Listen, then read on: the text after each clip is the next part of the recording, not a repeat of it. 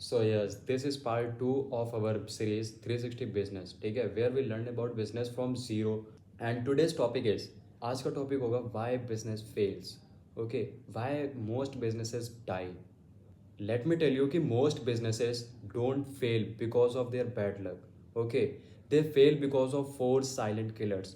वो चार ऐसी गलतियां करते हैं जिसकी वजह से उनका बिजनेस सरवाइव नहीं कर पाता है. And let me tell you 90% businesses 5 साल के अंदर अंदर फेल हो जाते हैं because of these four reasons. And आज अगर तुमने ये चार रीजन्स को जान लिया तो मैं तुम्हें प्रॉमिस करता हूँ तुम्हारे बिजनेस को एक एडवांटेज मिलेगी. So here we starting from the killer number 1 of your business is no demand.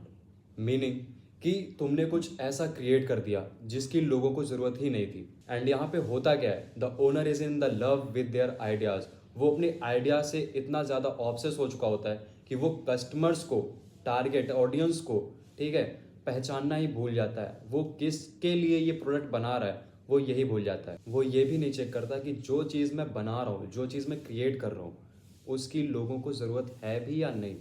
For examples, कोई एक ऐसा एरिया है जहाँ पे लोग सर्वाइवल के लिए लड़ रहे हैं, ठीक है, वो अपने खाने के लिए लड़ रहे हैं, वो अपने पहनने के लिए लड़ रहे हैं, उनके पास घर नहीं है. एंड वहाँ पे उस एरिया पे एक लग्जरी शोरूम खुल जाए, कोई भी लग्जरी आइटम का अगर वहाँ पे शोरूम खुलेगा तो तुम्हें क्या लगता है उस चीज़ की डिमांड होगी? उन्हें कस्टमर्स मिलेंगे? नहीं मिलेंगे. बिकॉज उन्होंने अपने शोरूम के लिए सबसे पहले तो गलत जगह चूज़ करी है. एंड देन वहाँ पे जो कस्टमर्स रहते हैं, वहाँ पे जो लोग रहते हैं, वो उनकी लग्जरी आइटम्स को अफोर्ड नहीं कर सकते. सो फर्क नहीं पड़ता कि तुम्हारा आइटम कितना अच्छा है, तुम्हारा प्रोडक्ट कितना अच्छा है, तुम्हारे पास कोई आएगा ही नहीं, उस चीज़ की डिमांड करेगा ही नहीं, तो तुम्हारा बिजनेस ऑटोमेटिकली फेल हो जाएगा. सो सबसे पहले कभी भी बिजनेस को स्टार्ट करने से पहले देखो कि जो आइडिया, जो चीज़ मैं देना चाहता हूँ, जिस प्रॉब्लम का मैं सॉल्यूशन दे रहा हूँ, क्या उस चीज़ की लोगों को ज़रूरत है भी या नहीं. And the next killer of your business is no marketing. देखो, तुम प्रोडक्ट चाहे जितना अच्छा बना लो, अगर लोग उसके बारे में जानते ही नहीं तो वो बेकार है.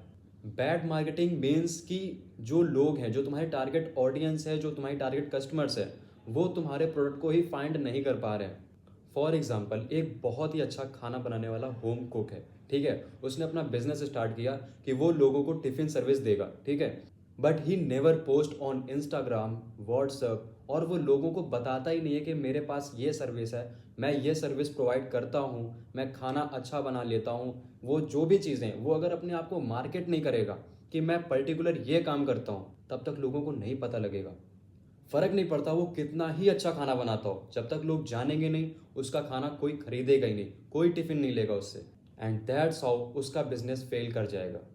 Okay, so market your self first for your right customers with the right message.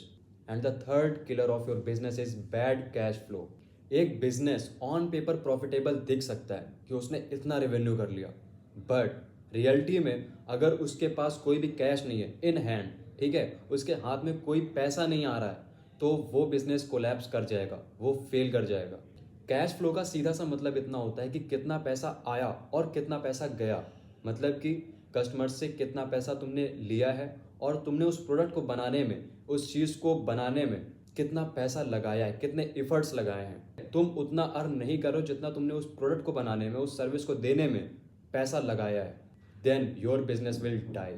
एक सिंपल से एग्जांपल लेते हैं. मान लो एक शॉपकीपर है, उसने एक महीने में 1 लाख रुपए की सेल करी, ठीक है, बट अब लोगों को दिख रहा है कि 1 लाख रुपए की सेल हुई है, बढ़िया पैसा बनाया, बट मान लो उसने 80,000 तक का सामान सिर्फ उधार पे दे रखा हो, तो उसने कमाई तो दिखा दी कि मेरा 1 लाख रुपए का रेवेन्यू बना है, बट 80,000 रुपए अगर उसने उधारी में सामान दे रखा हो, देन तुम खुद इमेजिन करो कि वो कैसे मैनेज करेगा. अपने सप्लायर्स को भी तो पैसा देगा जहाँ से वो माल खुद खरीद रहा है, ठीक है, वो इलेक्ट्रिसिटी का बिल भरेगा, वो टैक्सेस देगा, बहुत सारी चीज़ें. अगर कोई वर्कर उसके यहाँ काम कर रहा होगा उसको भी सैलरी देगा.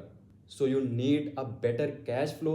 ओके, एंड इसके लिए तुम वीकली या मंथली अपने कैश फ्लो को ट्रैक कर सकते हो कि मेरा कितना पैसा इस चीज़ को बनाने में लगा है एंड कितना पैसा मैंने इस चीज़ से कमाया है. Because cash is the oxygen for your business, and बिना ऑक्सीजन के कोई सर्वाइव नहीं कर सकता है. And the fourth killer of your business is weak execution. फर्क नहीं पड़ता तुम्हारा आइडिया कितना भी सॉलिड हो, कितना ही यूनिक हो, ठीक है, कितना भी ग्रेट हो, बट अगर तुम उस पर वर्क नहीं करोगे consistently, your business will fail. Because किसी भी चीज़ को इम्प्लीमेंट करने पे, ठीक है, किसी भी चीज़ को सिर्फ थिंक करने से वो चीज़ सक्सेसफुल नहीं हो जाती है, वो चीज़ रियलिटी नहीं बन जाती है। तुम्हें उसके लिए वर्क करना पड़ेगा, तुम्हें उसको एग्जीक्यूट करना पड़ेगा। सो जो भी तुम्हारा बिजनेस का आइडिया है उस पर डेली काम करो, हर दिन उस पर काम करो।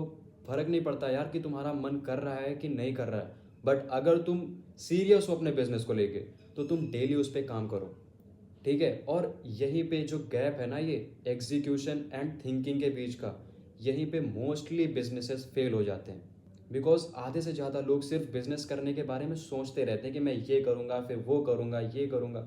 नहीं, तुमने एक चीज़ को सोचा, तुम्हारे पास सॉल्यूशन आ गया, तुम्हारे पास आइडिया है, तो उसको एग्जीक्यूट करना चालू करो। Stop being a perfect, okay. तुम्हें परफेक्ट नहीं होना, तुम्हें बस आज स्टार्ट करना है। धीरे धीरे तुम इम्प्लीमेंट करोगे, वो एक दिन बेटर बन जाएगा।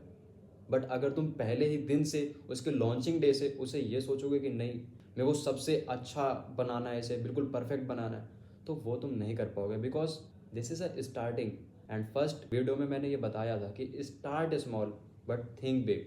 अपना एक विजन लेके चलो कि मेरे को ये लेवल पार करना है, ठीक है, बट धीरे धीरे, एकदम से नहीं। परफेक्ट बनने की कोशिश करो, लेकिन शुरुआत से नहीं।